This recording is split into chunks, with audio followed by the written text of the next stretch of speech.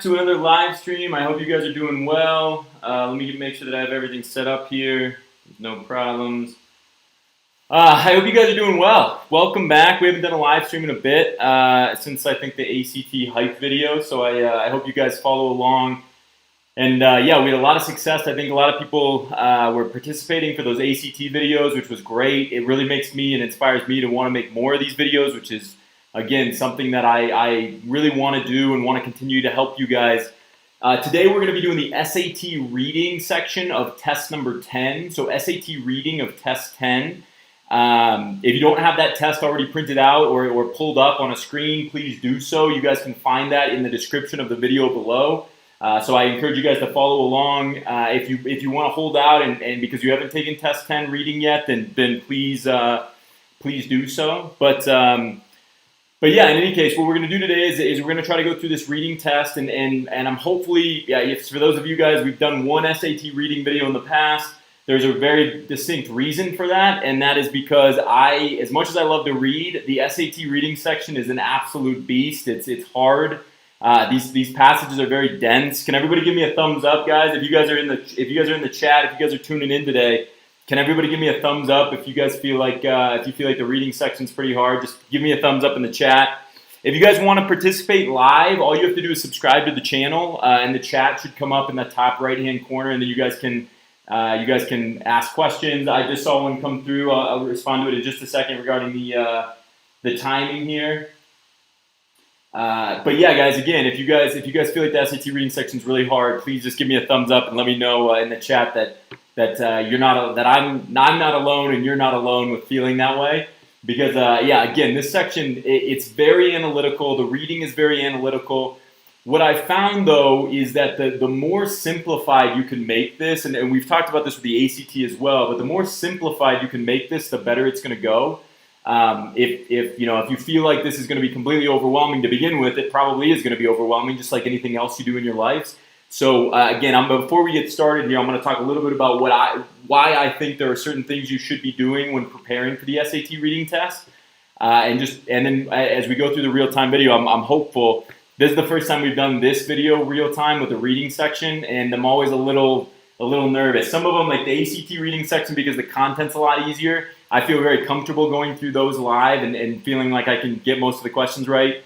With the SAT reading section, we'll see. I mean, with that video we filmed, for those that have seen the April 2019 video, that's posted in the description below. If you haven't seen that, I encourage you to check it out, and you can follow along with that test form as well.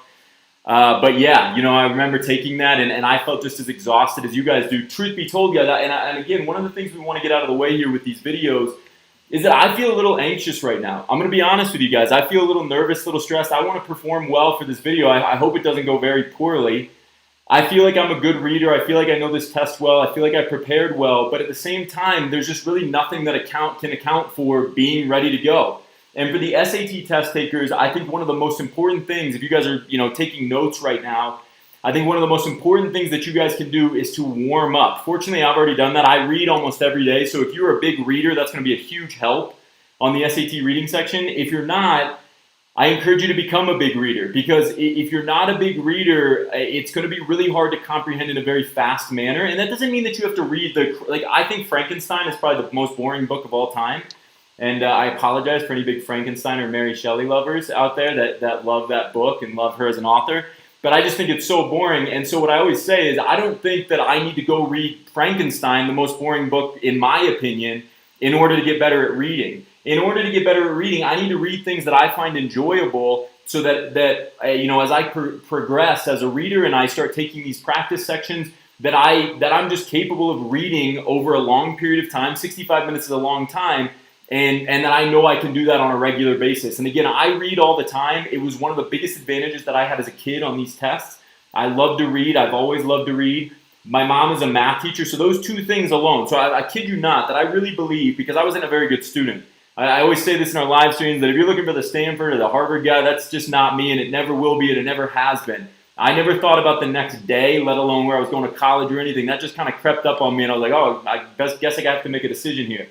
My mom, being a math teacher, she just from a very young age drilled in a lot of these thoughts and facts for me. And then on top of that, being a big reader really helped. And those two things alone, I think, will help you guys tremendously on the test. Now, again, if your mom's not a math teacher, that's okay. It just means that you have to be even more disciplined to review on your own and continue to memorize those math concepts and get those nailed down, because the math section really isn't very hard in terms for the SAT anyway, for the concept review. It's not very hard, but it is about discipline and just memorizing a lot of concepts. So we had a great question to start here. It says, what do I suggest to do to increase my reading speed for the reading section? So one of the things, guys, you're going to see this today. One of the things that I highly encourage you to do is to not think about your reading speed. I encourage you to read more. If you read more, your reading speed will increase naturally. But I never, ever, as a kid, I never thought about reading speed. I just read a lot, so I read fast. And that has nothing to do with me being born a great reader. I just always love to read. I read articles, essays, books. I read a lot, and that just helps you with your reading speed. So the first thing I'd say is don't focus on timing at all until you're really focused on content. So if you can go through this entire test in 2 hours and get all 52 questions right, then you're on a better track than if you start thinking about reading speed before you get to the accuracy point. Does that make sense? Can you give me a thumbs up, guys, if that makes sense? Thumbs up in the chat if that makes sense. Because you'll see this today, that I truly believe that one of the biggest disadvantages that's been given to students in the last, 5-10 years, as this whole thing has become more, you guys know, for those that have seen our videos in the past, I'm a huge advocate of you guys are 15, 16, 17-year-old kids. This is the best time of your lives. There is no reason that you need to be thinking about, if you don't go into this college, you're not going to be this, and then your life is over. You guys got to be, the best thing about, biggest advantage I had as a kid taking these tests is when I looked at the kid next to me who was super stressed out all the time, I would just be like, I guess we'll see what happens today. And there were some natural things that I had done leading up to these exams that made me feel like a very confident test taker by sheer coincidence. But again, if you guys sit there, I want you to just be thinking, okay, how do I read more? Or what is the discipline that I need to have today or this week to just memorize one concept in math? And to be really focused on that one concept, because once I have that one concept down, I'll never miss it again. Those are the things that you want to be thinking about. How do I read more? What's going to be the process to get me to read more on a daily basis or on a weekly basis? Because I've seen students improve so much over the years, and I've worked with over 1,000 students personally in the last 7 or 8 years. And I've seen enough now to realize that if you just put in the hard work and you guys stay positive, which is why I'm so passionate about doing these videos and trying to get you guys to stay positive, because it seems like everywhere I turn, and I've worked for a number of big companies, and I feel like our programs are really the best out there because these videos are not because I think I'm the best teacher in the world by any means, but I've seen enough from other companies and seen enough strategy where it's just like, what are we talking about anymore? You guys, this is called the reading test for a reason. I'll show you guys. This is test number 10. Right on the top, it says reading test. And so when you think about that, I know that there are a million different methods, right? You can skim, and there's all these different things. I had one person tell me that you should color code every question. I would much rather have you guys be 16-year-olds and be great kids and be nice to people and nice to each other, and then do some reading on your own than think that you need to color code a reading test for the SAT. Instead, what I want you to be thinking about is, how do I find a time to read more each week so that I can get better at the reading test? Because that alone will allow you, if you stay focused on reading for an hour each week, in 1 hour of sitting, I guarantee your reading speed will increase, and I guarantee you will do phenomenally well in this section of the test, because you'll just become a better reader. To the question about whether or not you should take a whole section, I would always recommend taking a passage at a time. And the only reason for that, again, I focus on reading, right? Reading for an hour, that should be separate. Then just read something leisurely and enjoyable. And then when you sit down to take the SAT or to practice with the SAT, just do one passage at a time, just so you don't get burnt out. That's the biggest thing, is that if you're too involved with this test, it becomes the only thing on your mind, and that leads to stress, and that's the last thing in the world that I want. Okay, if you guys eliminate all possibilities of stress, you'll be amazed at how well you guys can do on this exam. I promise.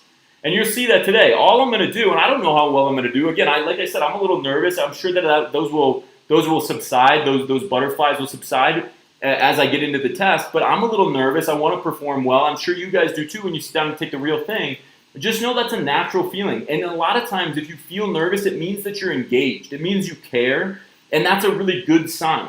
The key is to take those nerves and to turn them into focus rather than to turn them into anxiety. So you have a little bit of nerves, you have the butterflies in the stomach. I'm sure if you guys have ever been in a play, if you're in the play, if you're an actor or an actress, if you play a sport right before the game starts, you get those nerves, those butterflies start to build up. It's turning those butterflies into focus rather than turning them into anxiety. And if you can do that, anxiety and stress, if you can turn it into focus, you'll be amazed at how well you can do, particularly if you put in the hard work beforehand. Okay, so I hope that makes sense to everybody. Can everybody give me a thumbs up if you guys are ready to go? I should mention this too, by the way, guys. Everything with regards to this video in terms of materials you need, if you're going to watch this afterwards, that's totally fine as well. But everything that you need in terms of materials is listed in the description below. And I also want to point out that that Star Tutors, thanks to you guys as participative as you guys have been, YouTube has this threshold to cross to become a YouTube member. And so for me teaching every one of our classes, if you feel like you want a more structured program, for $29, if you join, you can see the button that says below join. I'm not usually a big advocate on these videos for spending money, but I really believe that at $29 a month, we offer the best programs. And the only reason I say that is because I've been with the other companies. All of our strategies are based on things that I didn't think made sense with these other, and like I've said, I've personally worked with over 1,000 students. And so for those that have used our app, for those that have used our tutorials, our SAT tutorial, this is our ACT tutorial, right? But if you guys have used these things before, you know that all of it is written and edited by our current staff that are all current at ACT and SAT tutors. And again, if I don't want to make this about spending money by any means on any of these videos, but for $29.99 a month, you get 20 hours of me leading you through a program. So rather than having to kind of structure it on your own or time yourself on your own, you just get 10 classes, 2 hours each. And that's just, we're talking about the same stuff, but at least it's just more structured. So anyway, if you guys are interested in that, you can see the YouTube membership below. And that's our participation in that, or our acceptance into that from YouTube, is largely due to you guys. So I can't thank you enough for continuing to support our channel and spreading the word about this. I hope you guys continue to enjoy these videos and live streams. And all the nice comments in the chat and on the videos have really led me to want to produce more of these and make more of these. And so I just, again, more than anything else, before we get started here, I just want to thank you guys for again, encouraging each other and trying to make this less stressful than it needs to be, right? Less stressful than it is probably for most of you guys right now. So again, can everybody, if you guys have test number 10, this is reading section test 10. We'll get started after that long monologue here. Reading test number 10. If you guys, I already did some practice problems. If you guys haven't downloaded our StarU app, it's free. That part is totally free. I highly encourage you guys to download the app to do practice problems when you're standing in line, right, as you get ready to go into the test. I encourage you guys to download and just do, it's free, download it and do some practice problems before you get started with the reading section. Okay, but otherwise, yeah, again, guys, I've done some warm-up problems. I think it's a huge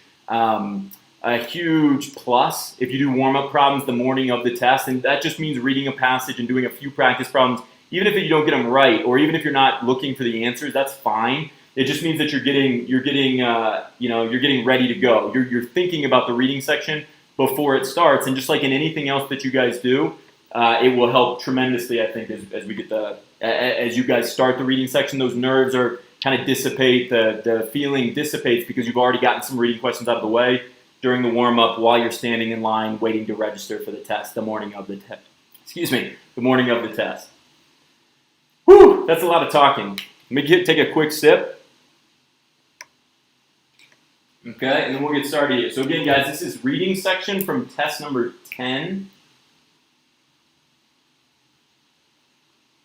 And yeah, we'll get started. So with the reading section, guys, I'm a huge believer, just to give you guys a sense as to what I'm going to be doing here. I'll be talking out loud throughout, maybe not while I'm reading, but I'll try to read a little bit out loud.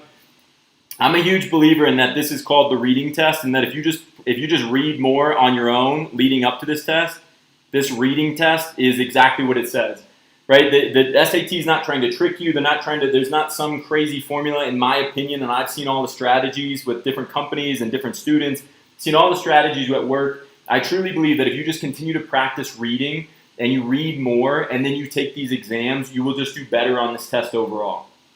Okay? You'll just do better on this test overall.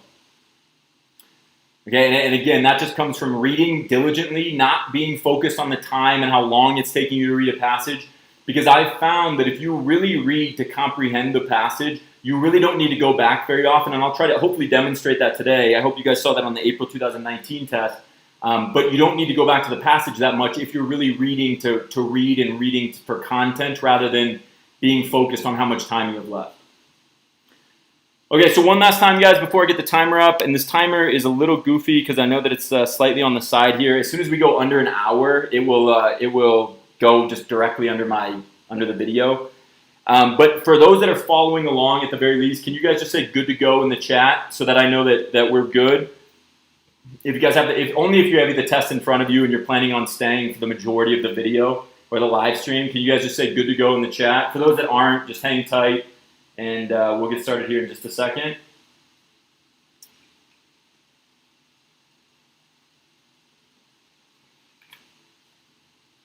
Okay, but again, guys, this is test number 10.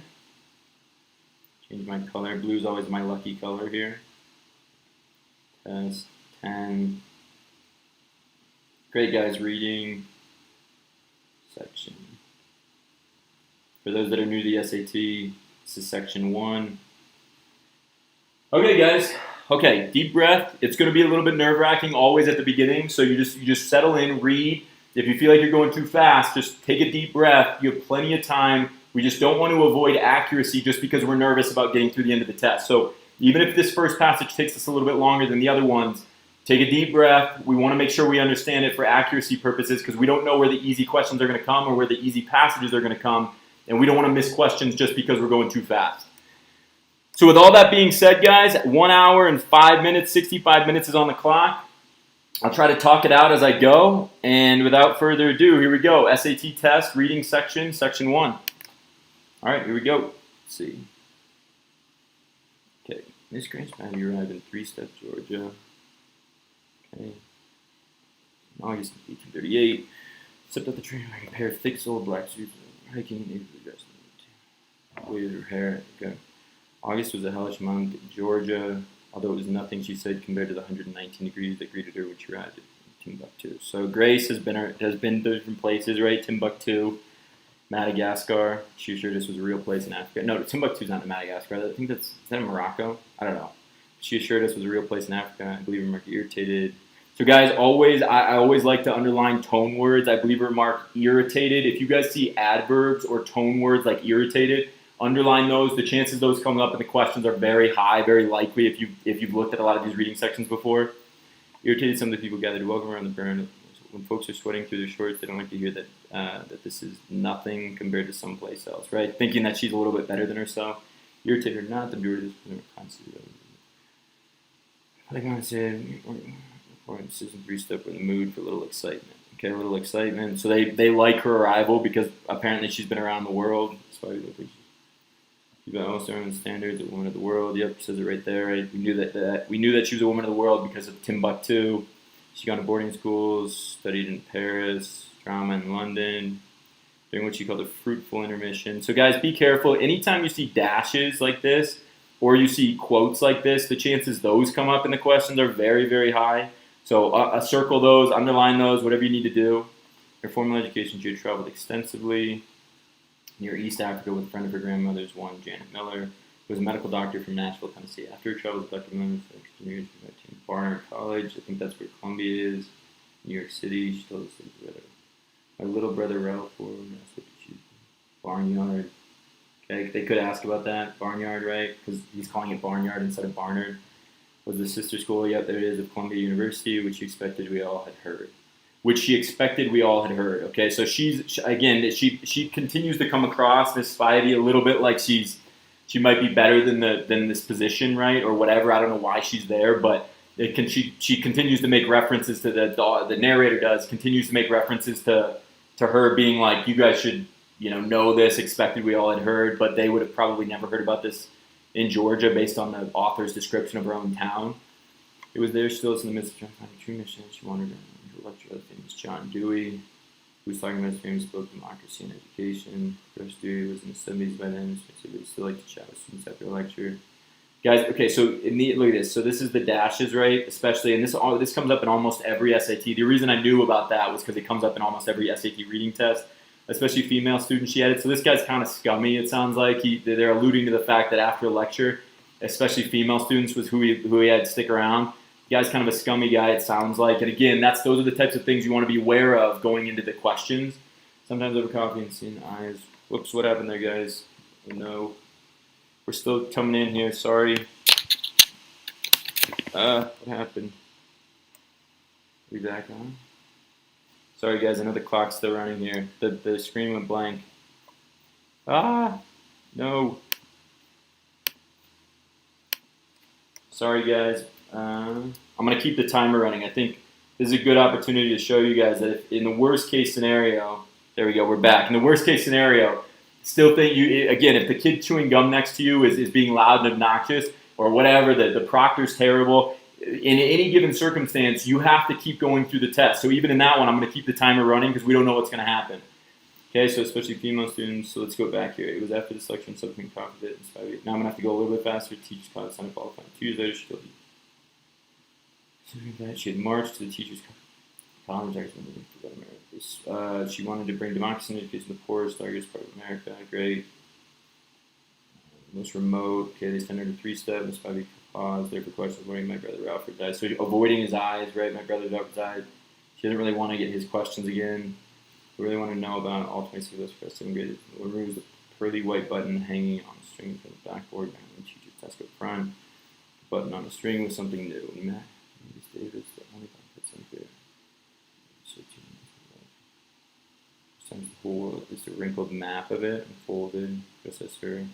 Miss Chandler had never once made use of that map.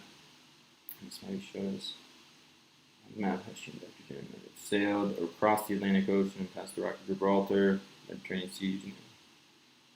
So she's talking about Africa again. She went to Baghdad in the Middle East. You can guess what we saw from the train. We could not. Camels. She said we saw a whole caravan of camels. She looked around the room waiting for us to be amazed and delighted at the thought. Waiting for us, right? Waiting for us. So she, again, thinks that she's kind of cool. The teacher clearly does. We all hung there for a minute thinking hard until Mavis Davis spoke up. She means like the three kings read about them and she pulled her in. Stay great instant beaming upon them. Okay, what it brought. Okay, so the teacher, she's very interesting, clearly, Miss Spivey, however you say her name, but she kind of thinks that she's in a different part of the world, and she is, but she seems to have a little bit of arrogance to her. Okay, so again, one of the things I like to do after I get done reading is clearly the whole passage is about this woman's arrival in this small town in Georgia, 3-step. I've never heard of 3-step Georgia, but it's not Atlanta, so you know it's smaller-ish.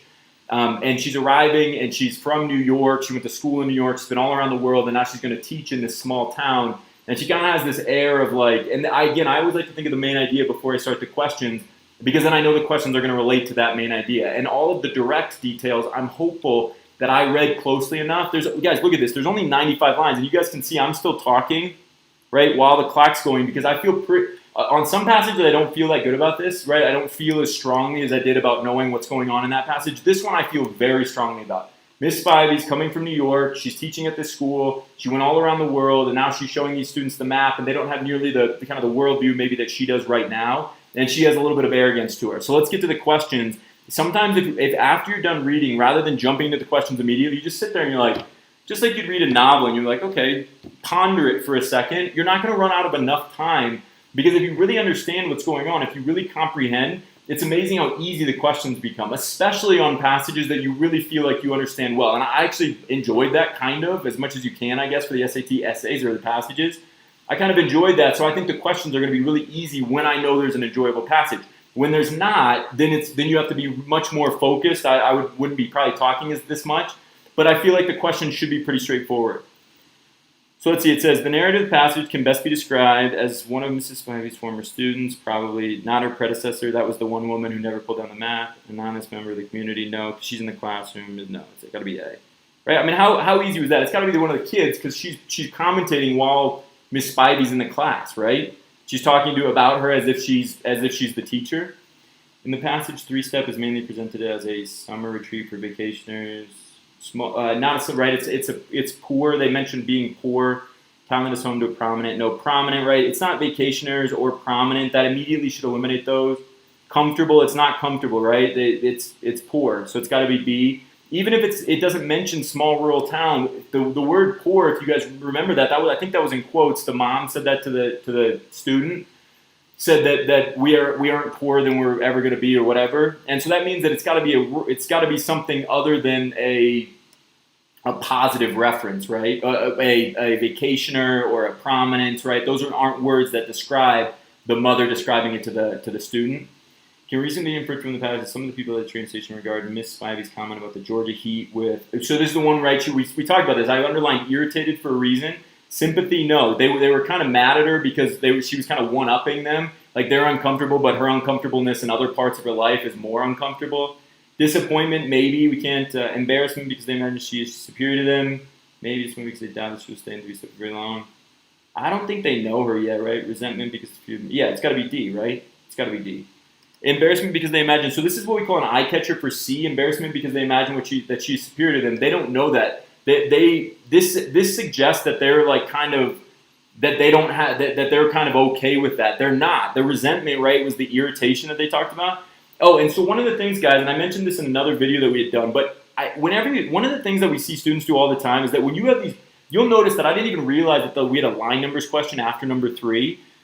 A lot of times if you try to answer one of these direct questions first, right, before getting so caught up with the line numbers, if you just answer it to the best of your ability based on what you read, then the line numbers become very clear. So we're talking about that place where she was irritated. So where was that, right? And again, it's even more important to underline tone words while you read. She was a real player. I believe a remark irritated some of the people. So like somewhere between like 9 and 15, right? Somewhere in that. So let's see if they... Yeah, 10 and 14, right? That's got to be where it is. And that just they just say that because she was irritated, because they were feeling like she wasn't really respecting their own discomfort. Let's keep going. Miss Spivey most likely uses the phrase fruitful intermission to indicate that. So line 26. Anytime you guys get a line number, definitely go back and reread it.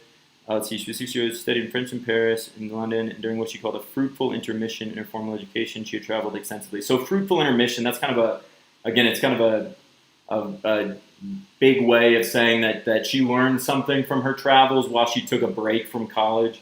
She benefited from taking time off to travel. Probably travels encouraged her to start medical school. No. Early years of boarding school, unanticipated rewards. No. She thought it would be a short break from school, lasted several years. That doesn't really. It's got to be A, right? Because she benefited. Fruitful means benefit. That's a synonym for benefit. So I think it's got to be A. The interaction between Mrs. Spivey and Ralph Ford serves mainly to suggest that she has an exaggerated view of what information could be considered common knowledge. Maybe. She's exaggerated, guys, is this word that I like because, again, she seems to be pretty arrogant to what other people would understand. Establish a friendly dynamic. No, it's not friendly, right? She tries to avoid eye contact with him later in the passage. Introduce Ralph as a precocious young student as dismissive. She's not disinterested. She's not disinterested. Maybe. I don't... Let's see. Demonstrate that someone to amuse. No, that's not right? They're not trying to amuse. I think it's A here. I think it's A, but it could be C. Introduce... I just don't think they talked enough about him being they don't talk about him that much, being a precocious young student. She does seem kind of dismissive and disinterested towards him, but they don't talk about him enough. So the reason I crossed it out initially was because I don't think precocious is the right word. I don't think we know enough about him to describe him in that way. In the third paragraph, what is the narrative most likely suggesting by describing Miss Spivey as having wandered in one situation and marched in another? Okay, so 40 and 49. Come back up here. It was when she was in the midst of trying to find her true mission that she wandered one afternoon into a lecture. So wandered is kind of like blissful, right? She's just kind of staggering around, I guess, not much of a plan. Whereas march is more of a plan. So I think that's what they're talking about here. Let's see. Dewey knowing Miss Spivey was very confident in her ability to teach and still there in a sense of determination. I don't think that's right. Talking with the cockmates, that's how she wanted to show it. No, maybe. She spent studying, she started teaching. Someone accidental. Yeah, this has got to be it, right? Decisive, right? Wandering was somewhat accidental. You're just kind of wandering around, and then you stumble into this lecture, whatever it was. According to the passage, she ended up in 3-step as a direct result of she talking with. No. Not her friendship, right? Her decision. No, it's got to be C, right? She started talking with a woman. She wanted to go to the poorest, most remote place. We underlined that. She announces that she had seen camels. The students' reaction suggests they're like, they don't know, right? They don't know what to think, I think. They're not worried and they're not delighted. Fascinated and baffled. What is it? They're like, what makes the map slogans? Camels, she said, we saw hold. No, waiting for us. They were waiting for you to be delighted and amazed, but they weren't necessarily. So I think it's got to be baffled. They were just like camels, but she was waiting for that reaction for them to be fascinated, and they weren't. Which choice provides the best evidence for the answer? I think it's what lines were that? That was like somewhere in here, right? So like 80 through 90, somewhere in that area. Of course, all of them are 80 through 90. Let's see. Not we sold caravan. Train this way. We could not. Yeah, I think it's we could not. So I think it's got to be. I think it's got to be like the 80. No, it's gonna be 85 to 86. I got to keep going, guys. I'm over time now. Get a couple issues, but I think it's 85 to 86. That's when they said they should be amazed, but they weren't. She was waiting for it, so I think that's probably right. All right, so on to the next paragraph. So guys, you can see that we went over time a little bit there, right? For the first paragraph, first passage, that tends to happen because we're getting into it. And now we have to make sure, and we had a few technical issues, right? But now we have to make sure that we keep working hard to continue to read and not worry about time. If you have to guess on the last 5 questions, but you get the first 47 right, you scored in the top 2% of all students. So who cares about the last 5 questions if it means that we're sacrificing accuracy along the way? I would much rather guess on questions 48 through 52 if it means I got the first 47 right, because I'm going to still get some of those last 5 right anyway, than try to rush through this stuff. Okay, so let's see. Building a transit is a bad idea. This is passage number 2. Anybody can actually backfire new transit space and high lanes. But it can backfire, right? So that's another tone word. The perfect drive, a group that's almost access to a car. Okay, to have environmental value, new transit has to replace only drivers. Okay, so new transit has to replace only driving scales to cut energy consumption. It means that a new transit has to be backed up by something that impels complementary reduction. Physical elimination of traffic lanes, or the conversion of existing roadways into bike or bus lanes. Higher fuel taxes, parking fees, and tolls. So this person's seemingly an advocate for public transportation to reduce car usage, I think, to help the environment, I guess. Energy consumption, right? But they're necessary because you can't make people. So again, guys, when you're going through this, try to think about what you're reading rather than just speeding through it and then getting to the end. Who's ever done the thing? Who's watching that's done the thing where you get your finger going and you start to look out into space and you get to the bottom of the passage and you're like, wait, what did I just read? Right? We want to try to avoid that at all costs on a timed test. Okay, so let's keep going. But they're necessary because you can't make people drive less than normal. Driving more pleasant. Okay, so you have to eliminate traffic lanes because that's going to cause congestion, I think. Right? Fees, tolls. You want it to not be pleasant, so people will have to take public transportation is the better option then. One of the few forces with a proven ability to slow the growth of suburban wealth and ultimately finite tolerance of commuters for long and long commutes. But it is unlimited. Even people who don't see lines.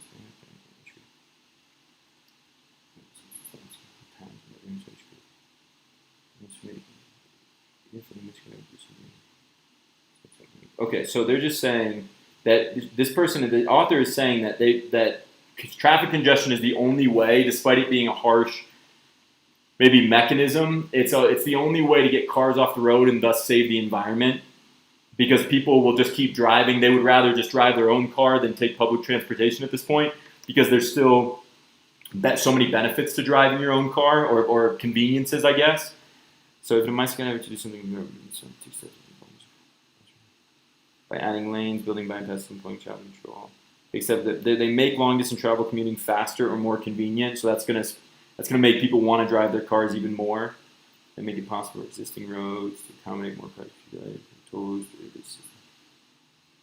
So you don't even have to stop at the toll booth. You can just go through the toll and get charged later. Forcing further extend road networks, power grid. You cut commuting time by 10%. People who now drive 50 miles each way to work can justify moving 5 miles further out. So if they make it so easy to commute in a car, then they can just keep pushing out the suburbs and thus making it 55 minutes or 55 miles to work because it's going to take the same amount of time. If you were comfortable with one amount of time, then you're probably going to be comfortable with the same amount of time, even if it's further away in terms of mileage. Traffic congestion isn't an environmental problem. Traffic is. So traffic is the problem. Congestion not doing anything. Building new car lines reduces congestion only temporarily because the new lines foster additional driving. So more people then want to drive rather than take. Widening roads makes traffic move faster in the short term, but the improved condition eventually attracts additional drivers. But with more cars, then it gets more people about widening roads again. So they have to widen again. We turn to the cars and service road space. Whatever agencies inevitably make in conjunction with the new system by relieving automobiles will improve the lives of those who continue driving. No one ever. Even though inconvenient travel is a worthy goal. So inconvenient travel is a worthy environmental goal. Okay, then that's it. So they're saying, this person's saying, the author's saying that if you make driving so unenjoyable that public transportation is a better option, then that's how you relieve traffic. It's an interesting take. And certainly with social science passages like this, where they're talking about like scientific stuff, right? Generally scientific graphs and figures, but maybe less scientific than talking about, the rainforest or something like that, or biological stuff. This is scientific, and again, it's typically more direct, I think, than a passage like the first one, which was more literature based. I'm going to skip the figures. One of the things I encourage you guys to do is to skip all figures until they ask about the figures in the questions. You don't really need to know much about the figures until you get to the questions. And at that point, hopefully you have a strong enough understanding of the passage that you can relate those two pretty easily. So let's see. The main purpose of the passage, provide support for the efforts to reduce traffic, actually increase traffic. No, maybe. Dispute the widely held belief that building and improving mass transit is good. Nope, that's not right. Discuss the negative environmental consequences of focused development and spread sprawl. I don't think that's right because it's traffic, right? It's not car-focused development. It's in suburban sprawl. They mention those things as side effects, but remember she says it's traffic congestion. It's not traffic congestion, it's traffic. Or that one way to reduce the negative environment is to make traffic. Yeah, it's got to be D, right? I said less enjoyable here. I said unenjoyable after we're done. And again, thinking about what you just read after you're done is so helpful because especially when you get to these main idea passages, right? If you get to the main purpose passage questions, right? It becomes so easy because you literally, right after we're done reading, I just sat there and said, okay, what is this about? It's about traffic and making it so unenjoyable to drive will make people go public transmit, right? Transportation. And that will reduce the amount of congestion. Okay, so which choice best supports the assumption that all things being equal, people would rather drive than take mass transit? Okay, so lines 1 through 5. This is something that's not connected to that last question. In a bad neighborhood can actually people in the car. Eliminate.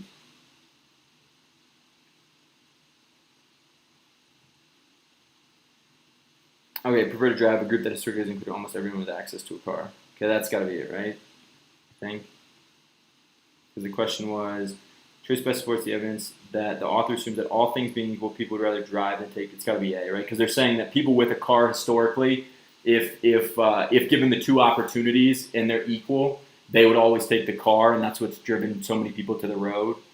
As used in line 9, backed up. So line 9 says, sometimes, guys, when you have these words in context questions, they're slight definition questions. We ask ourselves, what's a word that could replace this in the sentence? So as to replace and eliminate, that means that a new transit system has to be backed up by something that impels complementary reductions in car use. Okay, so backed up, it's got to be helped or supported. Maybe I think I saw supported, which supported. I think it's got to be A.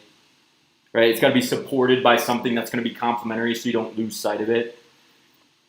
In the first paragraph, the author concedes that his recommendations are costly to implement, not widely supported, strongly opposed by experts. Not strongly opposed by experts, but remember, because they said engineers knew that if you created more lanes, people would just drive more people would drive.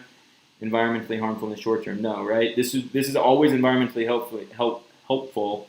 Is it costly to implement or?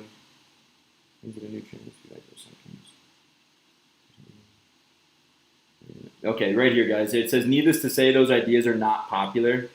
Right? Needless to say, those ideas are not popular. So I don't think it's costly. I think it's just that people don't want to implement these policies, so it's not widely supported. Okay, so I was just looking in that first paragraph to see if they said anything about cost, and they didn't, but they did say that it's not a popular opinion. Based on the passage, how would the author like to characterize many attempts to improve traffic? They are doomed to fail because most people like driving too much to change their habits. No. They estimate how tolerant people are of long commutes. Maybe they are well-intentioned about the environmental harm. Maybe. How would the author most likely do many attempts to improve traffic? They will only work if they make driving more. No, that's not. But the author is trying to get rid of driving altogether. They overestimate how tolerant people. They are well-intentioned. So I think that's got to be right because engineers know that it's going to reduce traffic in the long run. I think that's right. I'm going to come back to these guys, 15 and 16. And the only reason I say 16 is because I looked down and just saw that those are line numbers. I'm not totally confident with 15, so I'm going to come back to those at the end or at the end of the passage, or depending on where we are in time, I might save those for the very end because I'm not totally confident. According to the passage, reducing commute times for drivers can have which of the following effects? Drivers become more productive employees? No. That has nothing to do with what was read or what was talked about. Mass transit gets extended further into maybe mass transit carries fewer passengers and receive less government funding. Reducing commuting times, drivers become more likely to further. Yeah, it's got to be D, right? That was the thing we were talking about while we read was the 5 miles, right? If you reduce traffic by 10%, people would move 5 miles further out or 10% further out. As used in line 72, promotes means, so 72 will improve the lives of those who continue to drive. No one ever promotes a train scheme by arguing that it would make traveling less convenient. So you're not promoting it. You're not advocating for it. It's got to be C, right? You're not advocating for a transit system that's less productive because if they do that, then it's just that people are going to be even more inclined to disagree with it, and it's already unpopular. According to Figure 1, how many vehicles traveled on the altered... So this is where we're going to come back, right? We have Figure 1 on the altered road to the Southampton city center per day before the route was altered. Okay, so Figure 1, how many vehicles traveled on the altered road, Southampton city? So altered road, Figure 1. Okay, altered Southampton city center. Before the road was altered is here. Vehicles per day vehicles per day on altered road. So 5,316 compared to 3,081. I can't remember exactly what they said, but it's going to be one of those, I think. Traveled on the altered road before the route was altered. Sorry, let me go back real quick. That's the 5,316, so the answer is B. So guys, just be really careful with those. Figure questions tend to be really easy if you stay focused on them, but they're also if you're jumping around, you're not really thinking about what the figure is saying. I think that's right. I think that tends to be an easy question. But again, if you're not focused on it, it can be one where you pick away. It's a simple mistake question. I'll say that, right? No questions yet? Okay, cool. Okay, so let's see. Do the data in Figure 1 support or weaken the argument of the author in the passage, and why? Support because the data shows. So Figure 1 says Figure 1 vehicles per day before alteration, after alteration, change in traffic. So it decreased traffic, so I think that would be a support, right? Do you guys see that? I just looked over here. The change in traffic is all a huge decrease here. So I think that they would support this, right? The data supports what the author was saying because they're saying it reduces traffic. Let's see. So I think we can eliminate answer choices C and D here. Support because the data show that merely moving drivers out of cars can induce traffic. Support because the data show that reducing road capacity can lead to a net reduction in...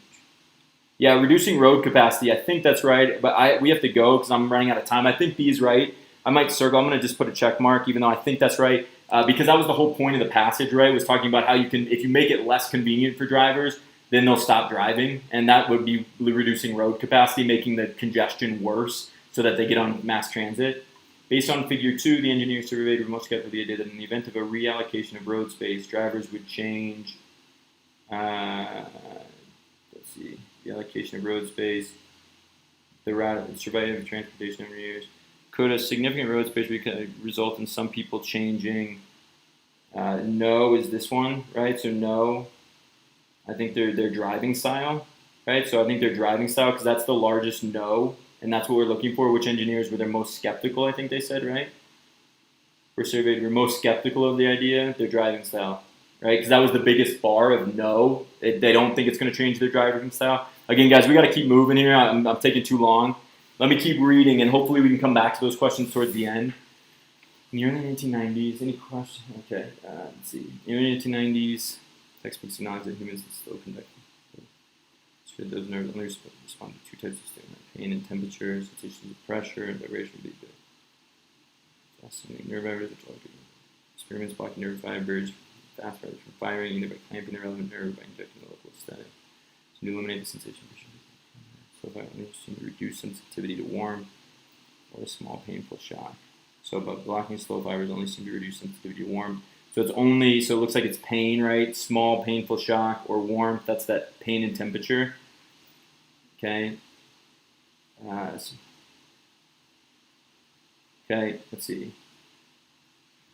Gosh dang it, we're off again. What is going on with this? Sorry guys, we're having some technical difficulties here. And now we're running out of time. Oh no, come on. Come on. Oh no. Oh no, we were back up. Now we're off again. Okay, we're on. So hopefully this stays on. Sorry guys. Now we're running low on time.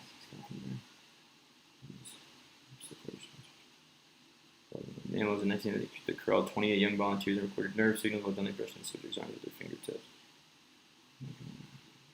Which are fine ponies and sort of similar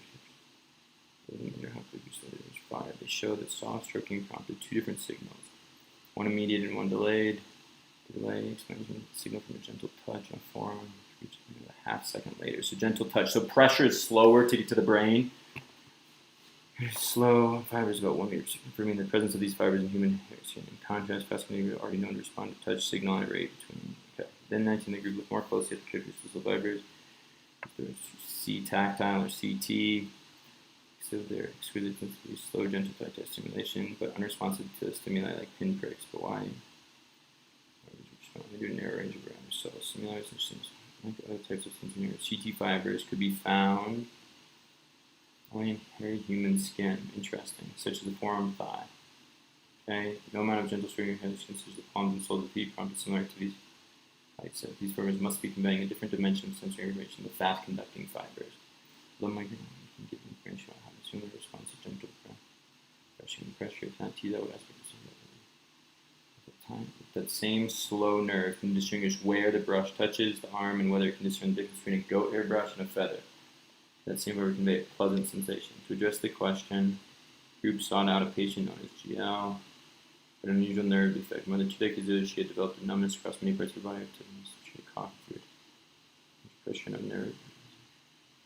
Prods or pinpricks, resulting in an inability to sense any pokes, prods, or pinpricks below her nose. She could still sense warmth, because their slow conducting fibers were still intact. Upon recruiting GL, tested her by brushing her arm gently at the speed of between 2 and 10 meters per second. She had more trouble distinguishing the direction and pressure of the press. Reported feeling pleasant sensation. Not found. She felt nothing. Okay, so there's something there, right? There's different fibers in your arm and in your thigh, I guess, than in your palm. I didn't know that, but that's kind of interesting. Had used functional MRIs to examine which areas of the brain lit up when GL's arms gently brushed to activate CT fibers. In normal subjects, both this actively reached to brush her arms, slipped by the notion. CT fibers contain a more emotional quality of touch rather than the conscious aspect that helps us describe what we were sensing. Pleasurable sensations, okay? So these CT fibers are very specific. Okay, based on the passage, textbook authors in the early 1990s most likely have expected which condition to result from the blocking of fast fibers. The rate at which the nerve fibers... Okay, I got to go back here because this is when the whole thing was going on with our technical difficulties. I don't remember that. 1990s, they corralled 20 young volunteers and recorded nerve signals while gently brushing with the fingertips.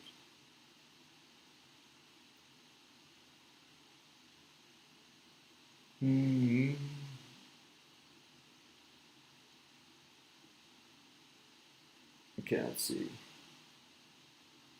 So based on the passage, the rate at which other fibers were fired would increase. I don't think so. The test subject would perceive gentle stimuli as painful. No. Right, there's 2 different fibers there. The body would compensate by using slower fibers to sense pressure. I don't think so. They should be impaired. Guys, I got to keep moving on this one because I'm just not sure. Let's see which. I got to keep going. As used in line 18, active. Okay, let's see, active. The slow fiber response to genital pressure might be active in humans as well as in other mammals. Okay, so active means that they're present. Yeah, present, perfect. Okay, that was what we call a direct hit. Present means they're active, meaning that they're there. They might be there and present in other mammals. That's what made me think of the word present. As used in line 24, capture most nearly means. So guys, we kind of lucked out here that I think we're making up some time with these words in context questions. Okay, line 24, capture, single nerve to capture its electrical impulses. So to track, I think, which is defined as inserting a single nerve to capture. Yeah, to track or to record. Got to be record, right, for 25. So we made up some time there, guys. So that's why you got to stay calm. Is because I didn't realize those two questions were coming, and I was starting to sweat a little bit. I was like, oh my God, I don't know what's going on here. And I knew 22 and 23 were combo questions, but we don't know what's going to come. And when you get two words in context questions in a row that take like 20 seconds to answer, and again, if you read a lot, you should be pretty good with that vocab, those types of questions, then you make up so much time so quickly, even though you might be nervous going into it. Which conclusion is best supported by the findings of the 1993 experiment? Stimulation, there are two things, right? The present appearance lessens the speed with which nerves conduct, considering the genital system not a bit faster and possible slow fibers. I think that's right. The speed at which a nerve fires. Pressure. No, it's not about pressure, right? Because it's pain. There's a difference, they said, between pain and warmth, temperature versus pressure. So it's not that they depended on the strength of the pressure.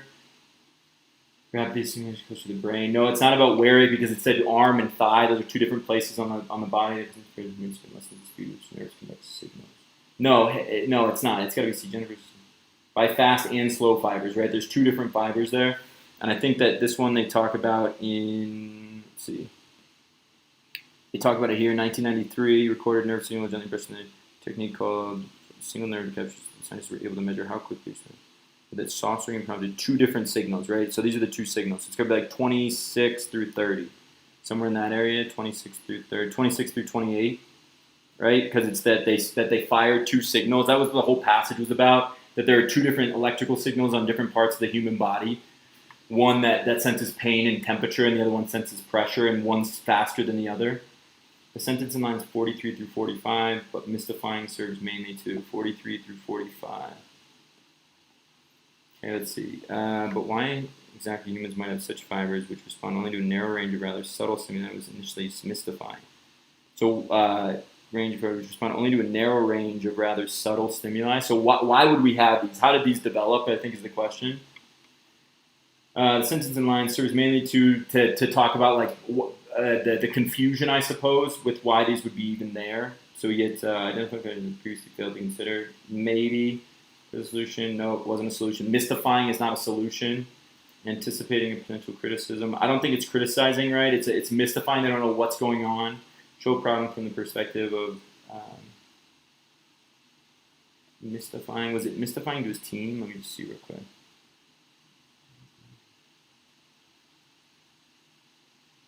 Yeah, I think it's his team. I think it's Olsen. So I think it's got to be show a problem, right? Why would they even have this? That's the problem, and they're trying to find the solution. So I think it's got to be D for that one. And reasonably inferred from one of the intended goals of the 1999 experiment. 1999 experiment was to do what? Let's see, where do we see 1999?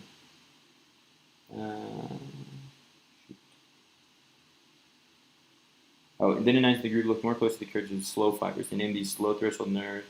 The exquisite sense of slow, gentle touches in response to the nice and like pinpricks.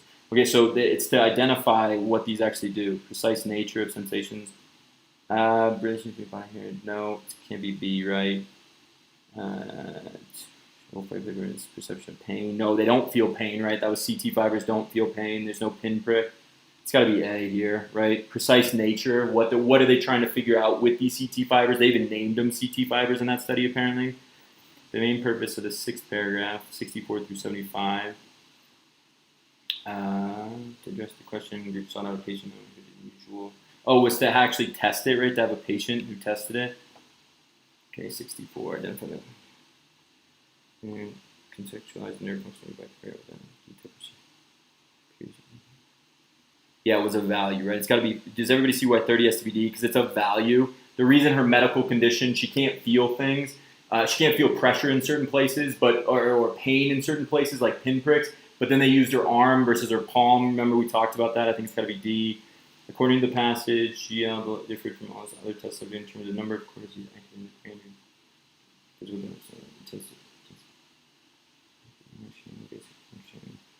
Number of cortices. I think it's maybe one of the A, but let me just make sure. Because we're gone. Alright, it's gotta be A, right? I think this one's gonna be A. I gotta keep moving. Number of cortices. Yeah, activated in the brain during gentle. So she's slower. She doesn't have as much feeling, but it still has some feeling in the arm versus nothing in that palm. Okay, according to the passage, humans experience an emotional aspect of touch. Brain is shielded from nerve signals, so they're exposed to a stimulus. It's got to be B, I think. Yeah, this one's got to be B, right? Because CT fibers are the things that are. So, guys, one of the things I think it's got to be B. I am running out of time, so I got to keep moving. But one of the things I do want to say really quickly is, unlike the first questions where we had those direct, I now feel a lot better. I was a little frazzled on number 22, so I just wanted to get to some questions. And this continues that idea of keeping the momentum going. I just wanted to see some questions that I knew how to answer quickly. And so that's why I moved on and saw 24 was a words in context. I thought I could answer that one quickly. Now I'm going to come back to 22 because now I feel like I have a much calmer demeanor right now and a much calmer feeling, and I know basically what the passage is talking about. Based on the passage, technical others, early most likely have expected which condition results in blocking of fast fibers or which other fibers. The body would compensate by using slow fibers to sense pressure. The ability to perceive vibrations would be impaired. I think this one has to be D, I think. Feels like this one has to be D, guys. 22 has to be D. The ability to perceive vibrations would be impaired because then they found out that with these CT fibers, that actually didn't occur, as the case with GL, right? Which choice provides the best evidence for the answer? It's got to be. Let's see. Slow fibers maybe anything as well. They're animals. Be warm to respond painful shock. Let's see. These lines. I know I have to keep going, guys, here, but I think it's in the first paragraph. I haven't seen the 1 through 4 or 4 through 7. But it asserted those never only responded to two types of pain. Oh, it's right here. We're believed, right? That means that before the experiment, so it's got to be that second one. I think it's B. And guys, that's a good example. On the first type of direct evidence-based question that we read through, and I got to keep moving to the next passage. But on the first one, I skipped that one because I thought it was hard. On that second one, I skipped it because I was frazzled. So if you have a really good understanding of where you are within the passage and how much time you have left, it gives you a sense as to what you should be doing in that moment, and that comes with practice. So again, if you read, now we're a little bit behind time, but we're close enough, and that helps a ton if you recognize and how you're feeling. Like on that one, I felt frazzled because I was thinking about the tech and like looking to make sure that you guys could see this on the screen, and I started sweating even. And then on the first one, I just thought it was really hard. Or the first one, I thought it was really hard. The second one was the one where I was just frazzled, not necessarily thinking it was that hard, but I just wasn't ready to answer that question at that moment. It's like when the kid's chewing gum next to you and that's bothering you, go find easy questions because that will get you back on track, and suddenly the brain will block that out. And you'll just be more in touch with what's going on. So let's keep going. Okay, these are the second one passage, two passage questions. Anytime you see these, read passage 1 first, then answer all the questions associated with passage 1, and then go to passage 2, read all of passage 2, answer those questions, and hopefully the comparison questions make sense. So passage 1, fellow citizens. Oh, it's got to be an old one. Yeah, so guys, remember also that there's always one passage that's pre-1920, and this is that one I could tell by the way that just even the first sentence is fellow citizens. It is, right? That's not something you typically hear in today's language. Fellow citizens in a noble land.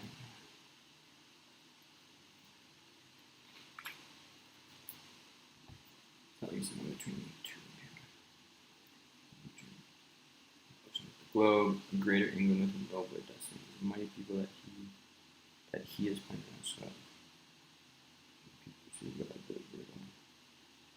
Working folk of all the earth. Working folk is a great adjective, right, to describe great by virtue of the power by the right of the institution.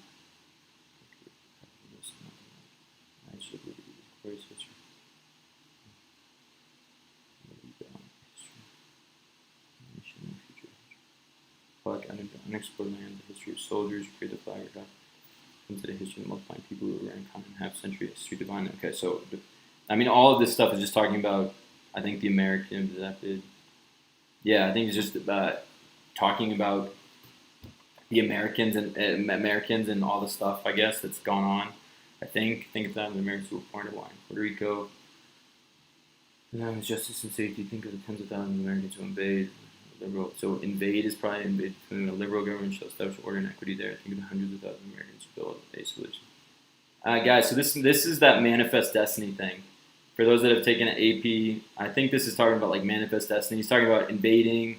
This was a common thought. If you don't know about this, read more about it. Or if you take AP Euro this year or AP US this year, manifest destiny is the American belief that you spread that democracy should be spread, and it's our divine right or whatever to do that.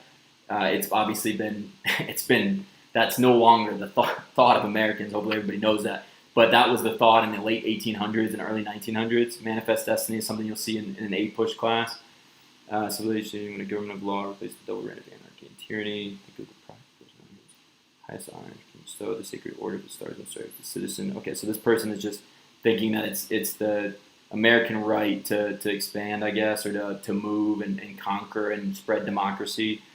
Remember, asserts the resources and immensity of the United States constitute a safeguard against foreign invasion. Divine gift to the American people. I think it's got to be C. I think it's C, right? Divine gift. He talks about God bestowing it upon Americans. Let's see, in the second paragraph. So you guys can see also that if you understand what's going on in each of these passages, which is why I'm such a huge advocate of reading everything and trying to understand and comprehend, you just know what's going on. So I didn't know on that when I got frazzled. Now we're actually going to be ahead of time because I think this passage can go pretty quickly. But and that's the reason why I'm talking here. But when you actually read, it's so much less. It's so much easier to not get frazzled. So even with this tech stuff, I'm bouncing back and forth. I started sweating. I started to get a little bit nervous. But when I started to see the questions, knowing what I had read for the most part, with the stimulus or whatever on the arm, I still was able to answer the questions quickly because I didn't lose. When you're bouncing back and forth, if something terrible happens in the test, like the proctor, like whatever, I don't know what happens, but if something terrible happens and it's not the best testing in the world, that jumping around method tends to lend itself towards completely freaking out, and that's what I want to try to avoid. Whereas if you actually read the whole thing and comprehend it, you guys can see that most of these questions, you're like, yeah, I think that's got to be right? That's the whole thing was talking about God's gift to the American people. That's why I think it has to be C without even going back. That's where understanding the main idea by actually reading everything and understanding that it is called the reading test for a reason, that's where that can be super helpful. Okay, in the second paragraph, passage 1, lines, the commands given by it mainly serve to. Okay, I think that's that big one, right? The big. What does it say? Oh, there's only 2 paragraphs. Okay, so so the commands, right? It's to say that the benefits of proposed policy. I think it's going to be B, right? Anticipate the benefits of proposed policy, the manifest destiny, moving into other people's territories, which again is not what is thought of today, but that's what was thought in the time. Okay, so I think it's got to be B. The proposed policy is to actually go invade these different places and all the benefit that's going to reap or whatever. As used in line 72, recalled most nearly means. So 72. Oh, we're on to passage number 2 now. Okay, so that tells us that we should move on to passage 2. Guys, this is how I knew that, is that usually they give you a signal. They'll either say in passage 2, like here, or they'll say in line 72, and when line 72 comes up in passage 2, that's your cue on the SAT. The ACT is a little bit nicer to you guys in that they tell you to move on to passage 2. They just say passage A, passage B questions.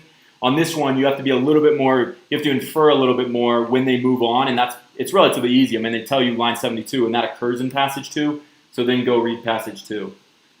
If it is right for the United States to hold the Philippine Islands permanently, it must expect the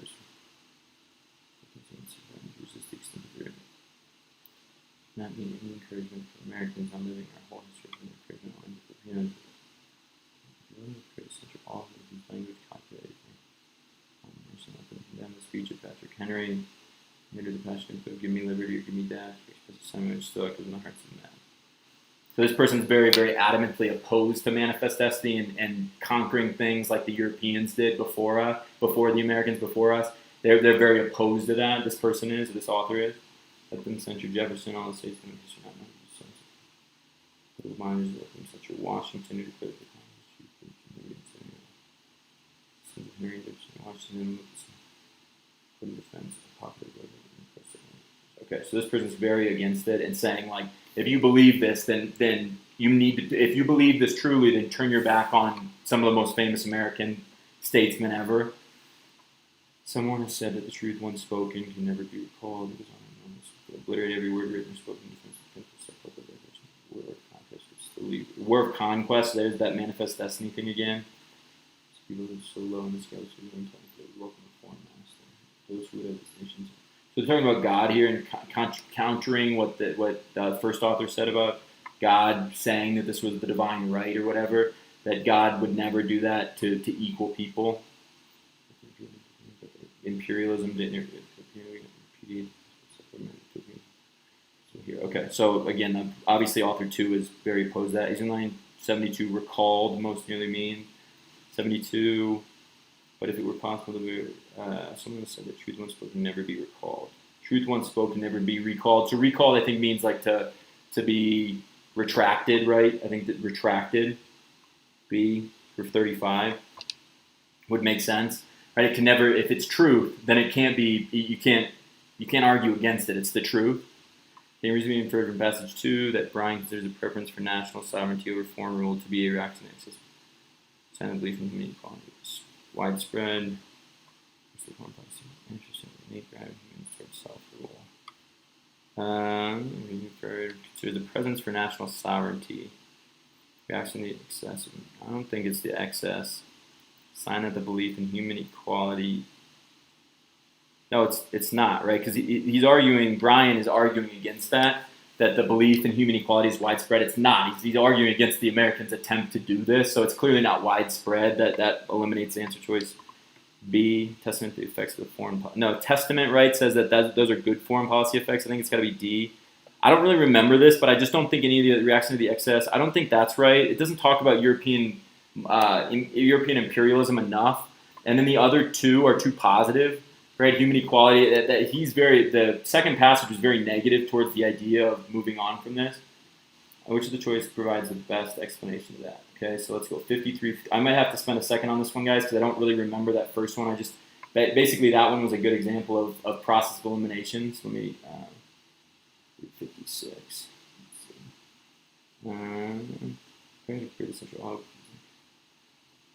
Patrick Henry when he uttered. I don't think that's it, because that's talking about the American. I don't think it's this one. Lines 72 through 73. That was what we just read, right? And knowing so, but if it were possible to blend every word written.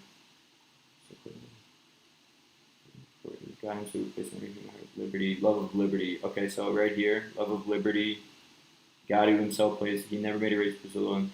So they want the ability. That got to be it, right? Administration, innate drive towards self-rule. What lines is that? That was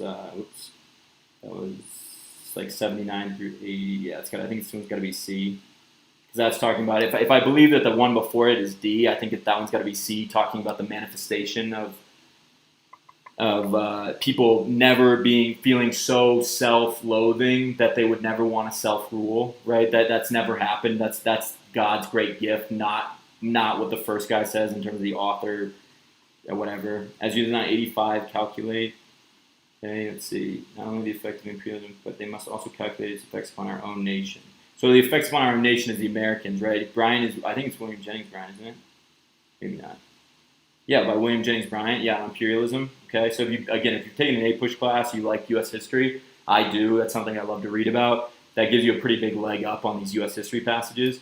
Calculate most nearly means evaluate, design, assume, multiply. Got to be evaluate. It's got to be the evaluate, right? Calculate or evaluate how that's going to affect American psyche as we clearly just keep pushing into other people's territories. In developing their respective arguments, Beveridge and Bryan both express admiration for the founding and history of the United States. I think yes. Vibrance and diversity of American culture, maybe. Worldwide history of struggles for independence, no. Idealism that permeates many aspects of American society. I think this one's got to be A, right? I think because even William Jennings Bryan is saying, like, evaluate our own psyche. Like, he loves America so much that they're arguing against the same point, arguing against the same idea. And one is saying that this would be a horrible idea for Americans. This is not who we are. And the other one's saying it is who we are. And so I think they both love America. And that's why they're saying you should do this because you love America. And they're just very, very opposite views on the same topic of why you love America. Which choice best describes the central difference between how Beveridge and Bryan view the concept of liberty as it is realized in the United States? No, he talks about God, right? Or he said it grows organically. Birds regarded as a model that should be shared with other countries. No, Brian, he said it was present from the beginning. He said its exemplary quality will be undermined by purely experimental. Considers exemplary is to justify conquest of other. Yeah, it's got to be B, right? He's saying it's so exemplary that we have to do this so that imagine the Philippines with liberty, right? And that's our job to do that. That was the belief in the late 1800s. And he's saying it warns that its exemplary quality would be undermined. We don't really believe it if we're going to go ahead and do this. Okay, it can be reasonably inferred from passage 2 that Brian would criticize the vision of American governance on island territories that Beveridge presents as one of being unrealistic and deceptive since equal distribution, naive since the islanders would object to being governed by Americans. I think this one got to be D, right? It's naive because the islanders would be object, right? Why would they? If Brian believes that there's a foreign sovereign, right, that you have your own sovereignty, I think that one has to be D for 41. Which choice best provides that? So it's got to be one of the Philippines, right? It's got to be all that, the part about not a voice in their own, Filipinos hate, yeah, right here, Filipinos hate foreign domination. I remember reading about that. That was the Patrick Henry stuff. We've read it even a couple times after we finished reading the passage. So it's got to be like right around lines 55. I'm right around there. I think I'm gonna say D here, guys, but I'm gonna come back to this one. I think it's right around there, but I just want to make sure that we get. So one of the things too, guys, that we always encourage is we have, I think, 10 questions like that. This 10-question passage is to encourage to see every question. Make sure that you see every question. Get your eyes on every question, because who knows? This might be the easiest passage overall. I could fly through this, but if I toil away with a question like this one, number 42, then I'm going to waste my time for questions that I don't know if they're going to be hard or easy. But I know that I don't know. So I have to go see those questions first, and I can always come back. So I have check marks next to the ones. I encourage you guys to do that. That if you're not sure of certain questions, I put check marks next to those questions so that you can come back if you have time. If you don't, then you end up guessing on it anyway. But again, if you've been accurate on 49 out of 52 questions, and you have to guess on 3, it is what it is. I mean, you're in the top 1. That's how I always thought. I got to keep reading, but that's how I always thought when I was a kid is, I don't have to hit the absolute full standard, and that's a problem in pretty much every other aspect of your life if you're not working to do your best. But on a test like this, when you can stay calm because you're really not, if 49 out of 52 meant the same thing to me when I was your age as 52 out of 52, and I knew I could just guess on the last 3, I'd probably get one of those right, and I get 50 out of 52. That was just fine by me. And again, while that mindset is not a good one, I now work much harder than I ever did in high school. But at the time, when you're taking a test like this, not being stressed out, that's a huge benefit to having that mindset. So just something to think about. Many millennia before the invention of herbicides, farmers simply plowed their fields to control weeds. Even today, plowing can constitute a valuable part of it. Kills standing weeds. Farmers have long known that it often leads to the emergence of new weed seedlings in a few weeks. So ecologists have shown that farmer fields have 50,000 more weeds.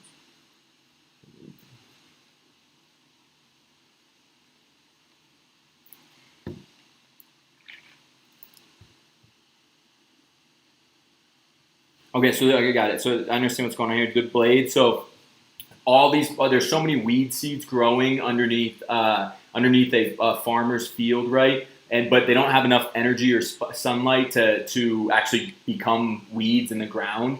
But if you plow the field and you churn up those seeds, now all of a sudden can the sunlight get to those? That's the question here. Two colonists, John Sawyer and Gwendolyn Stray. This question in 1960. 10 different habitats in Wisconsin.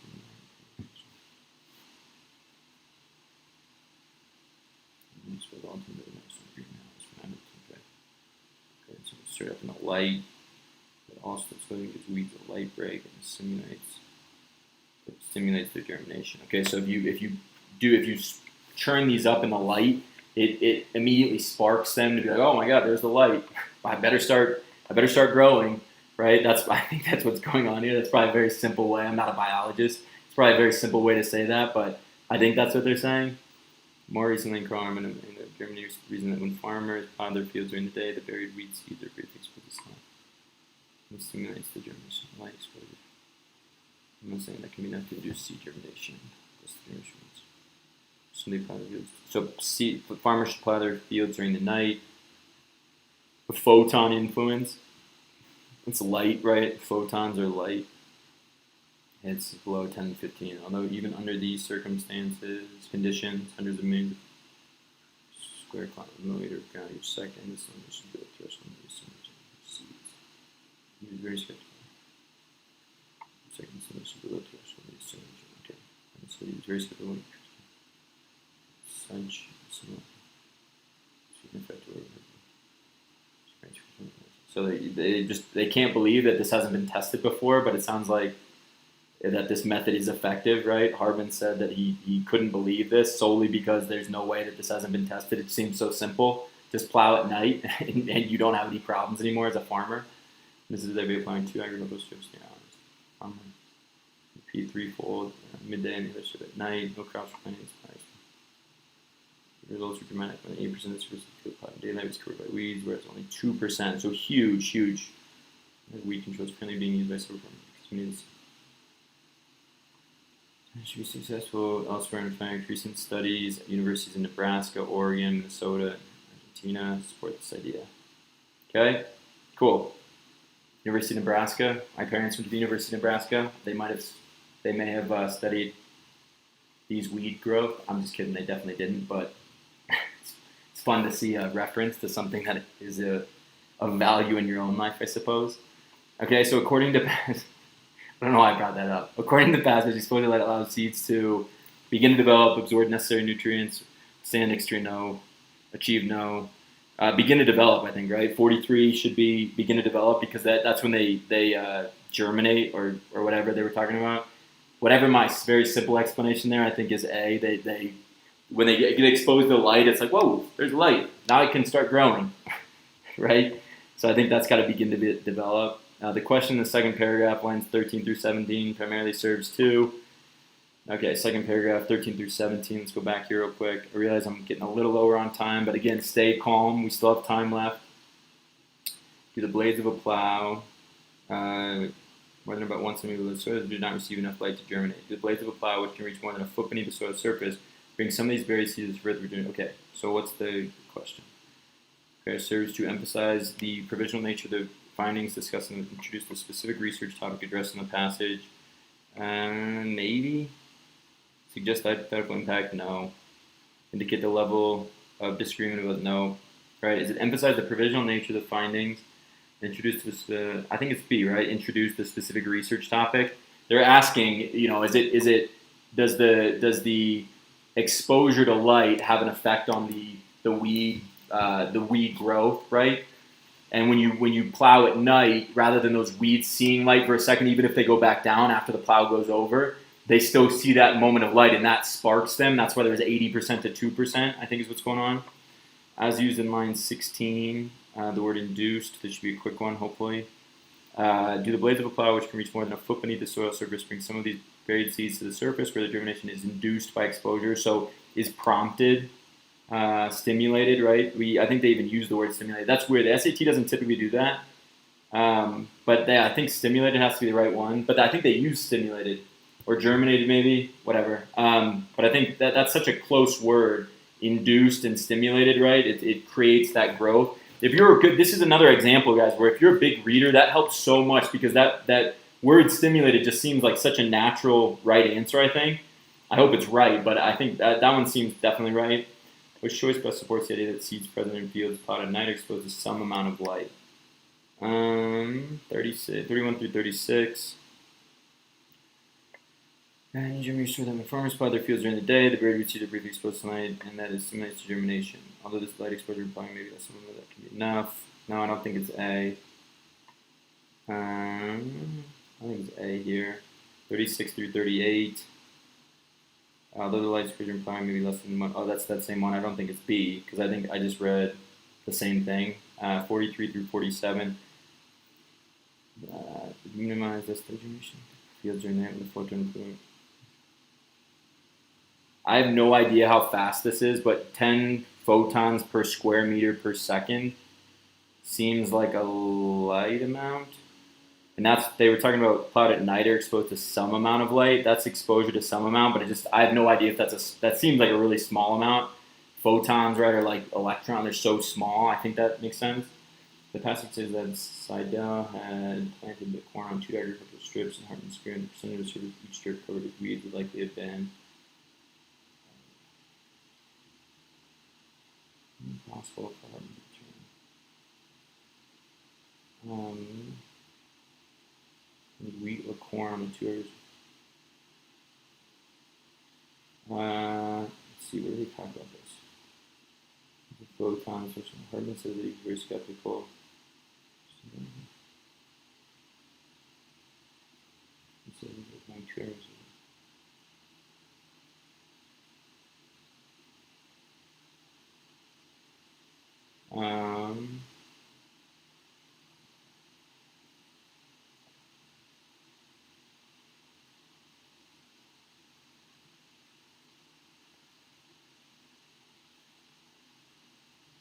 Oh, right here. To avoid possible competition, no crops were planted in these pilot experiments to avoid possible competition during the experiment.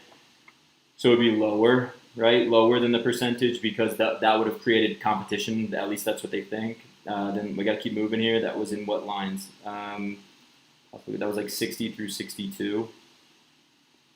Oh, yeah, there we go. B, right? Hopefully. Okay, let's see. As used in line 62, dramatic, nice, dramatic 62.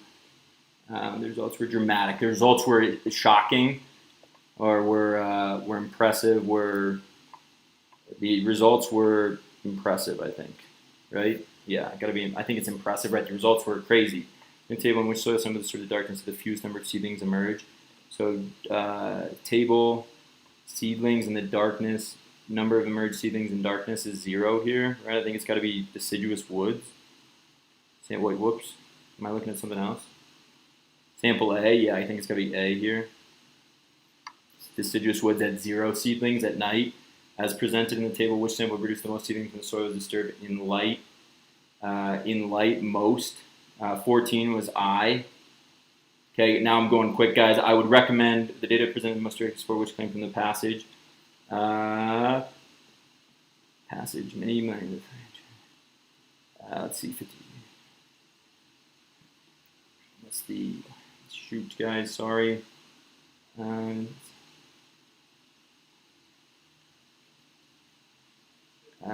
think it's D, right? I just tried to read through them. I think it's D. Oh shoot, I'm gonna guess. I know this is a little bit of.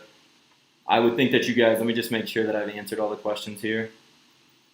So stop, guys. So hopefully, guys, I think that was D at the end, but I know that I skipped a question. I'm just going to bubble in a random answer here. Where was the one? I highlighted this one. I had answered 15, but I didn't know, so I'll just say 16 is A. Let me just circle this one. Guys, does everybody see, though? So I'm going to say 16 is A. Okay? Does everybody see, though, as you guys go through this? Does everybody see that at the end of the test, if you are staying focused all the way through? So how did everybody do? Did everybody follow along pretty well? I think we did pretty well. Let me make sure I just answered all the other questions. I think we did pretty well. So we'll grade it now. I'll pull up search the answers. But man, that's high. I hope that you guys got something out of that. I think I hope that you guys realize that we may have missed some questions there, but I hope that you realize that even if we missed a couple questions, that if you use these methods and your head's down and you don't have technological issues as you go through this, that you can get all of the questions right simply by staying focused and reading. I'm not sure. I mean, we guessed on one for sure, and I didn't feel comfortable on maybe 3 or 4 of them. So there's a very high chance that we missed some of those questions, but without talking out loud and having these technological things, I hope that you guys see that even if we miss a few today, that using these methods can really make it so that you can get every single question right. Can everybody that's been following along from the beginning, can you guys give me 2 thumbs up if this all makes sense? And then I'll pull up the answers and we'll go through them. But my hope is that you guys understand and experience this when you guys take the test, is that if you remain calm, and again, I definitely felt the rush of anxiety there when that second when we had the screen go blank there for a second. I felt the rush of anxiety because I was already a little bit behind time from the first passage from talking too much. I seem to have a problem with that. But at the same time, being able to remain calm hopefully allowed us to maximize our score given the circumstances. That's again what we're hopeful for. Okay, so as we go through this, I'm a huge advocate, and you guys saw it, that in certain circumstances, when you don't feel your best, or your stomach starts to hurt, or you have to go to the bathroom, or the teacher, the proctor is, we've had the craziest things happen. Proctor's talking to a friend on the phone, whispering at the beginning. I mean, that's a crazy thing, but that's happened, and it's crazy, and it shouldn't have happened, and all that. But like in the moment, the proctor will get fired, that's for sure. But you don't want to let that ruin your test. So if you guys get 48 out questions right, and you had the worst experience possible, then you know that just take it again, and you'll probably get 52 right if the experience is even slightly better. And so again, my feeling on reading the whole passage is that even, and I know we had to guess on the one at the end that we didn't even fill out, and I'm sure that we had some simple mistakes in there. But my hope is that by reading everything under the worst circumstances, your tech goes out, and while the timer is still running, you're still trying to mess with that, or you're talking too much while you're reading through this. My hope is that you're still able to score really well because you've comprehended what you're reading. Now, if you feel like, hey, I'm not reading as fast as I did there, you can always improve that. I want to be very clear that I didn't just become a great reader, and I do think I am a great reader. I don't like to toot my own horn very much in these videos, but that's the one thing I do think I am, and it has nothing to do with me being some innate genius. I'm not. It has everything to do with the fact that I just read a lot, and that these passages, I really like the U.S. history passage, for example. I knew what that was talking about, and I was really interested. I think we got everyone. That one I felt really good about. I felt good about the first one as well. But your ability to stay focused and find passages that you really like to do when you're not yapping out loud and talking so much allows those passages to be done very quickly and very accurately, and then you can spend time on the ones that might take you a little bit longer to sift through, like it did for us with that stimulating passage. I was talking too much, I was already behind time, that the screen went out, all that kind of stuff. The ability to go quickly on two passages that you really enjoy reading because you do like to read and you've practiced reading will allow you to not get flustered and be a great test taker on the SAT reading section. And if you guys can do really well in this section, then the sky is the limit. Then I guarantee a 1,500 plus on the rest of this test if you guys are willing to put in the work to do well on this one. Now the reason I say that is because the other three sections of the SAT can be learned, right? You can learn those. You can learn the concepts for writing language. You can learn the concepts for math. That's not necessarily true of reading. You have to be very disciplined and diligent in your own preparation to just read more. And so this is the hardest section by far on the SAT, by far. And if you're willing to read outside of your prep and outside of class even, it will help you so much on a test like this. Okay, so without further ado here, guys, let's see. Let's pull up. Of course, my computer's doing this. Sorry.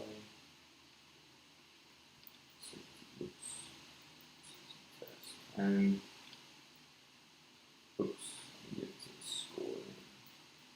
okay, so let's go through this. I'll grade it quick, and then if you guys have any questions, by the way, if you guys have any questions as we go through this, why don't you ask them now, just so I can answer those at the end, and I don't have to keep you too long.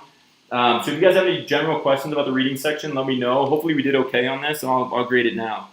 Okay, so again, I hope that while you guys read through that, particularly for those that really spend the time going through that entire video, that entire live stream, I think what you're going to find is that you can find little things that help me, that I said out loud, that I was trying to communicate to the best of my ability. I hope I was going quick enough at certain times, but I hope that you guys watch that and think like, okay, if I just implement that, if I remember that little tiny tidbit on the next test, then I'm going to be in great shape when I encounter that question. And guess what? Every SAT test from a format standpoint is exactly the same. So you're going to encounter those questions. So take that for what it's worth and try to implement it on your own prep. Okay, so number one, let's see, number one on the reading section. Number one is A, good. Number two is B, D, B, A, A. B, D, B, A, A. Okay, 7 is D, 8 is C, 9 is C, and 10 is B. Okay, so on the first passage, like I said, I felt really good about that. I was oddly interested in Mrs. Spivey's world travels and how this narrator was. So I felt good on that one, and I felt really good on the history one. I always feel good on the history ones just because it's something that interests me. That's another thing that you guys can be thinking about is if I know that the history, and at the time I knew in the back of my mind that the history passage hadn't happened yet. I knew that it was going to be coming up because it hadn't happened through the first three, and I was thinking in my mind, when the history passage comes up, I'm going to do well on that, and I'm probably going to make up time, and that's why I didn't get totally nervous, even though we were behind time going into that fourth passage, and then we made up a whole bunch of time, and then I yapped too much and talked too much in the last passage, and that's why we had less time at the end. But again, hopefully you can counter that with a little bit better time management. So 11 is D, 12 is A, 13 is A, 14 is B, 15 is C, 16 is the one that we guessed on.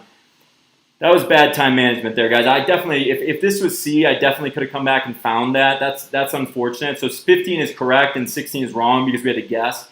Again, that's where the time management can come into play. You just got to be thinking, like, if I already answered 15, and I kind of remembered I had that in the back of my mind when we finished, that I hadn't answered one of the questions, and now looking back and knowing it was evidence-based and that I got the first one right, that's one that we don't want to miss just because we're spending too much time on a harder question maybe.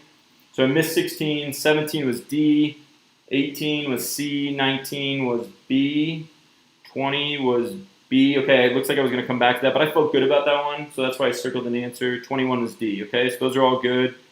Missed that one question there. 22 is D, 23 is B, 24 is A, 25 is C, 26, C, B, D, A, D, C, B, D, A, D, okay, 31, A, and B. Okay, so I think I got all those ones right on that passage, which is good. That was the one where I had to take a deep breath. So again, that's a great opportunity to learn, guys. I took a deep breath. I knew I was behind time at this point, but I didn't want to let it fluster me because what happens when you get flustered, even if you take more time on that one, and you saw I didn't miss any on this one, and the reason for that is because I didn't get flustered. And even though I took a little bit more time and I was behind time going into passage number 4, I knew that the history passage was coming up. I knew that the double passage was coming up, which also tends to be a little bit less time consuming because you can compartmentalize each passage much easier. And so you don't get frazzled and you can still answer all those questions correctly. You'll also notice that I did get these 2 right. I felt good about these when we came back. Okay, so I got number 22 and 23 right, but don't forget that if you see a question, and at this point I remember I was starting to sweat, okay, because I thought to myself, I have no idea what they're asking here because I was still thinking about the tech and all this stuff and about being behind time. Move on to questions like 24 and 25. You need no reading context to answer those questions, and now you're back on a roll. Now you're feeling better again. You answer those quickly, and you're like, okay, I got this, right? Way less anxiety. So let's keep going here.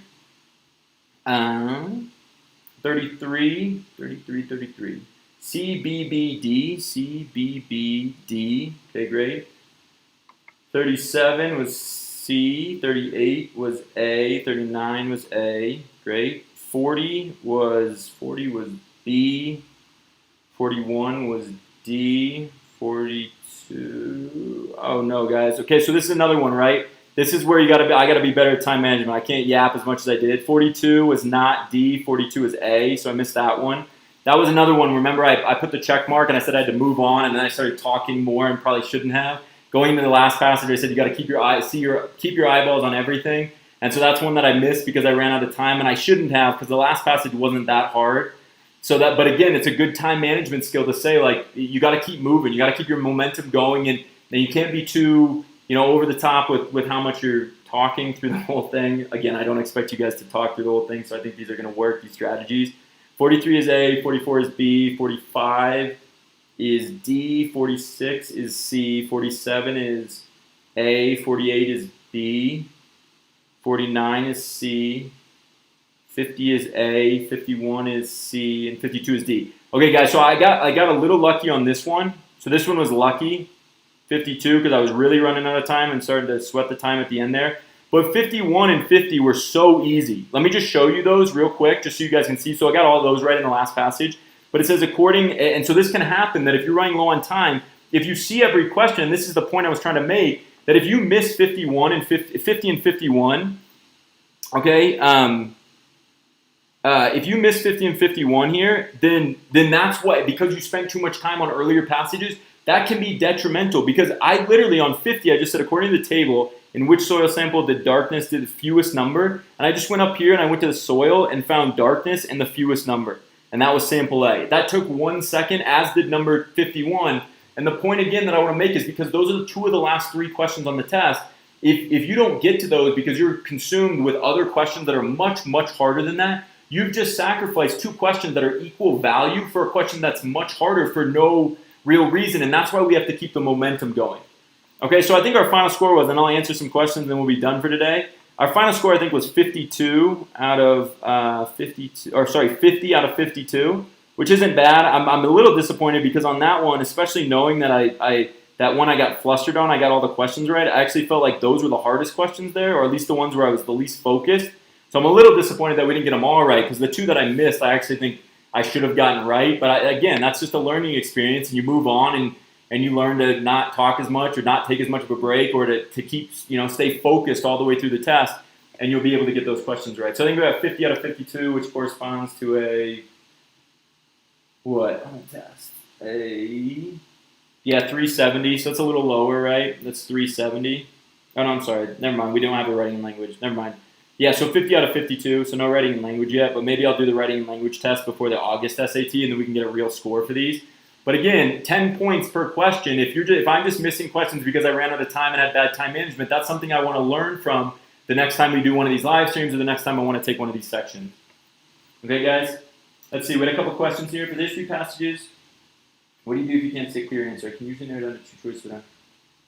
Yeah, so the best thing I can say about any passage that you feel like you're wasting time on, you're going back and forth and feeling like you're just too overwhelmed, the best advice I can give is that just go with one answer, make it a check mark like I just did. And again, I feel great about the history passages, but there are passages, some of the natural science passages I don't love, right, where it's like really in depth. And so I'll just put a check mark. And again, on this one, if I had better time management, I could have come back and answered those. But the last thing in the world we want to do, knowing, and this is a good example of this on this test, knowing that 51 and 50, right, are really easy questions, if we're spending too much time and wasting time and getting ourselves like too much into a kind of a conundrum, right, in our own brain, and we miss questions like 50 and 51 because we're just too frazzled by an earlier question, that's a huge issue. So the best advice I can give, if you're going back and forth and you know what types of passages make you feel that way, that anxiety of going ambiguous, right, you don't know which one's the right answer, if you have that ambiguity feeling, then just move on, put a check mark next to it like I did, and then keep going. And if you have time to come back at the end, great. If you don't, you've already deemed those to be harder questions for you. And so, hey, you missed those at the end, but you get 48 additional questions right. That's still an unbelievable score. So that's the best advice I can give in terms of moving on from those types of questions. Another question was, for evidence-based questions, should I look at the evidence quote first before the question? No. So you guys saw that throughout the whole thing.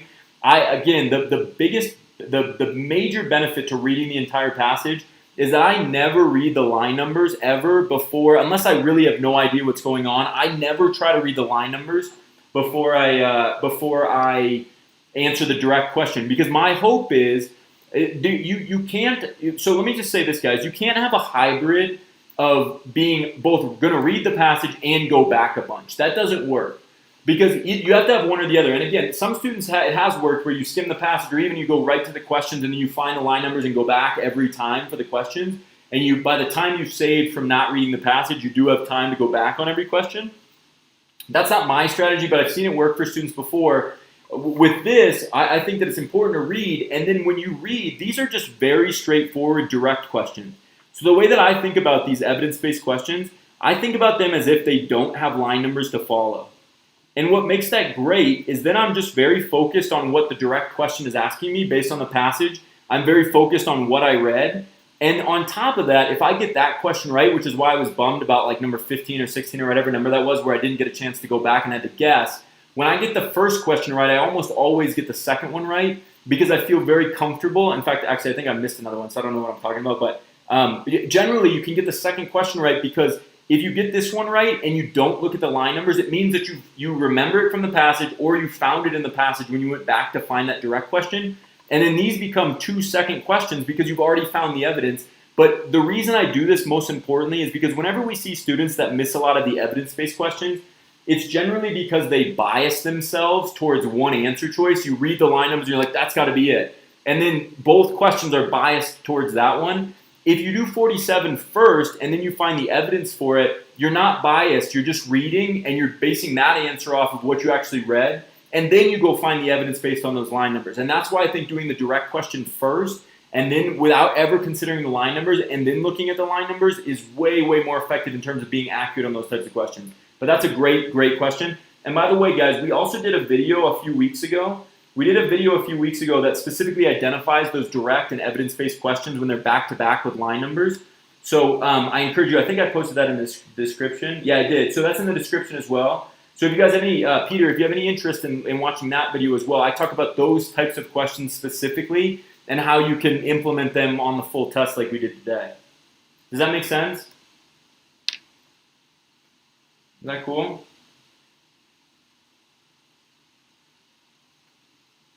Absolutely, guys. Peter, great question. Guys, great questions overall. So let's end it there. I'm like, about my brain's fried. It's Friday afternoon. I probably shouldn't have scheduled this for a Friday. One thing I will say though, guys, is again, don't forget that we do have those recorded lessons, 10 lessons for each, both the SAT and the ACT. If you are interested in the membership program, feel free to reach out to us.